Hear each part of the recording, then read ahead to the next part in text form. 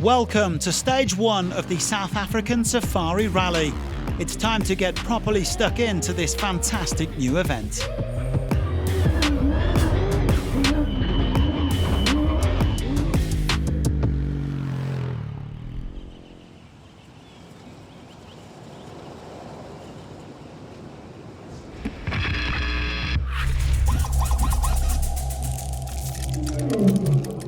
Navigation here in South Africa is still a bit of an unknown quantity, so at last night's start position ceremony, there were some tactical gambles. They've done the hard lines today to break their way inside of the top 10. Okay, stare at the screen. First. Okay, Ross wants to go and open the gates, as we like to say, and that's going to really make everyone else start thinking and scratching their heads. Adrian van Beveren, what is the story here? Because we know the Honda guys like to play a big team game. I choose 11. We choose 11. Luciano? I'm going to pick first. He's going to go first. So Luciano on the KTM. He actually wants to put Ross behind him, so he's gone for that one. And then we're going to move across. Luciano Benavides putting Ross Branch behind him then as they roared into this first full stage. 260 k's of narrow tracks, mud and grass, as well as lots of gates through the farmland. Some very tough early navigation meant that Branch soon caught up and they spent the rest of the day opening together. A reminder, there are no bonuses here in South Africa. But several gates were shut and that meant stopping and losing time they would later recover. After a wild day, Benavides came fifth, while Branch took the stage honours. Honestly, today was one of the craziest stages in my life. Super tricky navigation in the beginning, no cap, so many pistes. But after Ross catch me from behind and we rode together all day. The whole day opening with Luciano was amazing, so I think we did a good job. Well, Daniel Sanders made a bad start. He got lost and shipped 6 minutes in just 18 kilometres. But Chucky then put the hammer down and came roaring back, showing incredible pace to recover most of that lost time.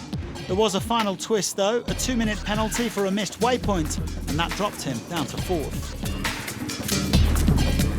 It was a roller coaster sort of day with lots of riders going astray.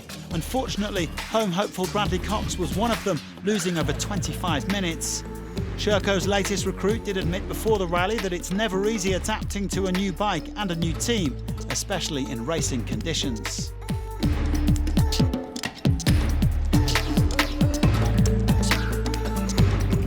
Ricky Brabeck doesn't live anywhere near grass, so he had a tough old time of it early on. But once things opened up, he was able to push. At one point, the American even had the stage victory, but when other riders recovered time, he slipped down to third. Still, he's very much in the fight. Adrian van Beveren also struggled early on because his roadbook tablet wasn't working properly, but the Frenchman was able to get a new one, and he also recovered time. VBA ended up doing an excellent job on the Honda, powering his way to second place, only 55 seconds down on Ross Branch. The Motswana collecting his first stage win of the season, which is bound to boost his confidence. He led in 2 Hondas and 2 KTMs. Taking the prologue times into account, Branch leads the Safari Rally by 50 seconds.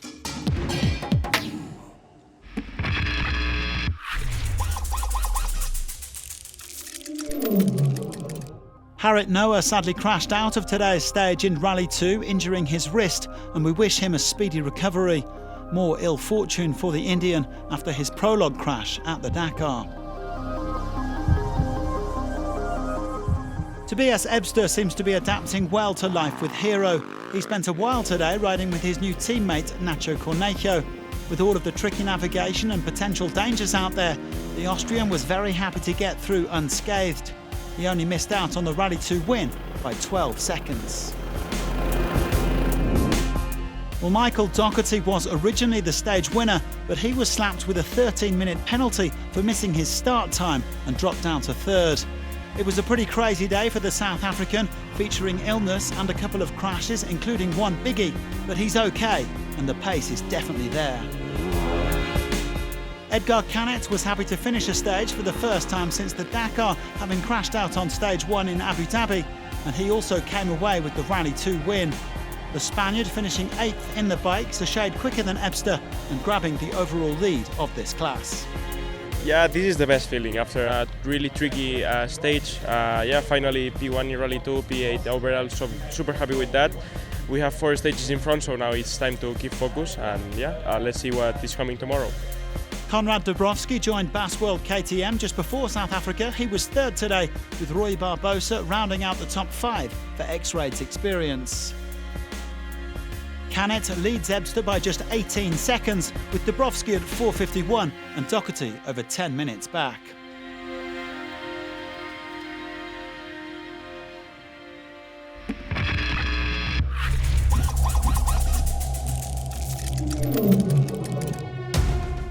Gaëtan Martinez made it 2 from 2 in the quads.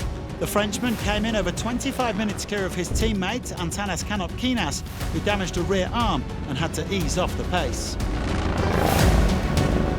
Everything went perfect for me, but the rally is not over, so it's still 4 days to come, the marathon stage to come, so everything can still happen. It was a chaotic day with Marek Woy and Karin Thiessen both failing to finish, Martinez in pole position.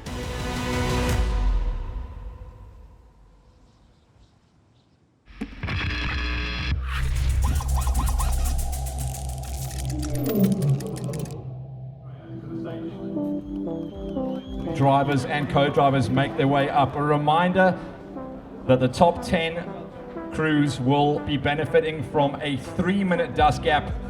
The next 20 crews will benefit from a 2-minute dust gap. And we plan to start on 6. Number 6 for Nani Roma in the M Sport Ford. No, we're definitely not going to open the road. I think we're going to slot into number 6. Lucas, like we said with the FIM guys, do you like to run from the front or do you like to do the chase down? Yeah, we go with 4th. We're going to go with a number 4, so that is 4 on the gate. All of our drivers picked. Very well done to our top 10 squads on the qualifying.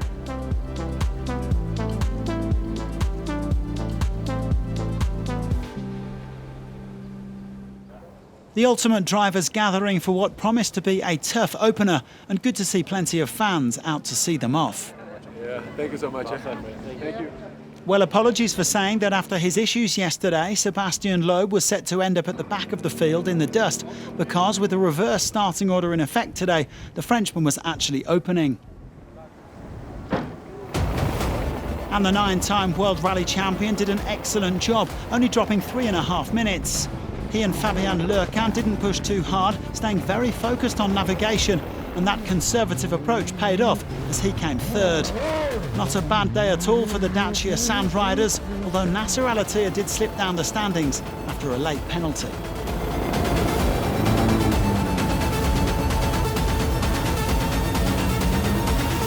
Some place we knew that the motorbikes made some mistakes, so we had to be very focused on the navigation. It's not so bad. We didn't know about road position. Is it better to be first? Is it better to be far behind? Is it some dust? At the end, I think it didn't change a lot. Joao Ferreira stormed through the first part of the stage in his X-Raid Mini, topping the timesheets at the first split and passing Saud Variawa after he punctured. However, the Portuguese driver had to slow down due to a problem with his windscreen wipers and finished 14th. After his memorable prologue victory, Gareth Woolridge was 12th. The South African hasn't actually raced since last November, and he says no amount of testing can replace competitive kilometres. Local knowledge didn't help too much on a tough day, but they're only 6.5 minutes down. Now here's a name to remember, Jaden Els, who was right up at the business end today in 4th place, despite running into a bit of trouble. The 20-year-old's a precocious talent, and he set his sights on the Dakar. Based on today's performance, he is definitely one to watch. I think our draw, everyone was surprised that I drew so far back at the starting position for today. I managed to catch Seth and Nasser, so that feels good. Yes, fighting with my idols. Can't complain, super happy today. Speaking of idols, Carlos Sainz went absolutely tearing through the field today, having set off way back in 29th position. El Matador did have to stop at one point to clean mud off the windscreen, but otherwise he was on an absolute flyer. This Ford Raptor is looking in excellent shape. Sainz was second, with Nani Roma in fifth. After all, age is just a number.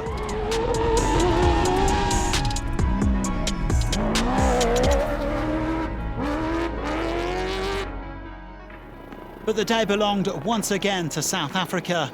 This time it was Henk Latergen who saw off all comers, displaying sensational speed to win by 2 minutes and 38 seconds from Sainz. After 4 months out of the car, Latergen says he feels like a racing driver again, and his margin of victory in the Toyota Gazoo Racing Hilux could have been even bigger.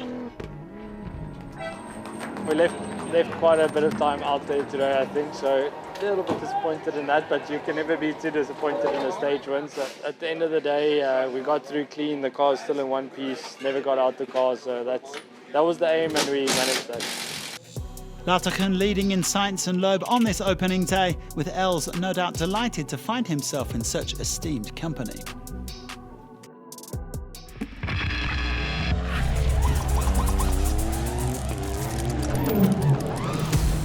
In the Challengers, it was a day of mixed fortunes for the World Championship leader, Nicolas Cavigliasso.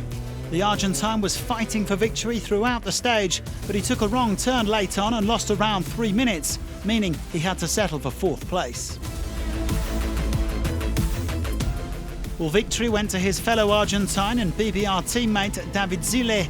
He said it was a grueling day with changing terrain and lots of stop-start driving.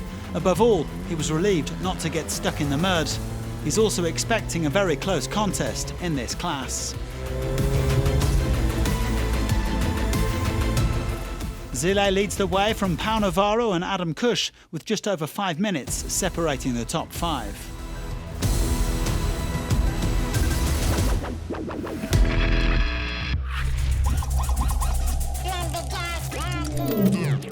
It was a disastrous day for Alexander Pinto in the SSVs. The W2RC leader suffered a big impact and lost over an hour and a half, seriously damaging his chances of picking up big points this week, but they did at least get the car to the finish line. Meanwhile, there was an unexpected victory for Richard Axel. He does have a bit of experience in this kind of terrain, having done the Kenya Classic in a 1972 Porsche 911, but it still came as a surprise when he found out. I never ask about the standings or what's happened in the stage. Never do. And yeah, I was a bit worried because the car's quite muddy and I thought the mechanics would be upset they'd have to wash it. And he said, good news. I said, what, they'll wash it? And then he said, no, we won. It was even a British 1-2 with Axel leading in George Hall's. Jose Nogueira was third with his teammate Pinto, now rock bottom.